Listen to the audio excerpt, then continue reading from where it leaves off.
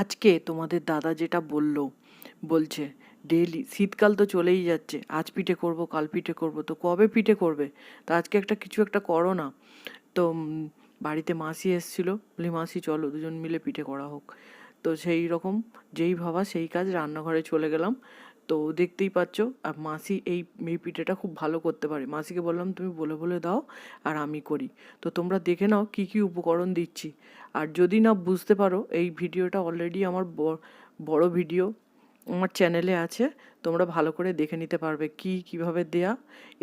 এই রেসিপিটা কিন্তু অবশ্যই পরিমাণ ঠিকঠাক না হলে রেসিপিটা হওয়া মুশকিল আছে। তো তোমরা আমার যে চ্যানেল আছে সেখানে গিয়ে দেখে নিতে পারো কিভাবে পুরো হয়েছে জিনিসটা। এই কম সময়ের মধ্যে তো এতটা সব কিছু দেখানো সম্ভব নয়, যতটুকু দেখানো আমি দেখালাম। তো রেসিপিটি ভালো লাগলে একটা কমেন্ট করো, লাইক শেয়ার সাবস্ক্রাইব করে পাশে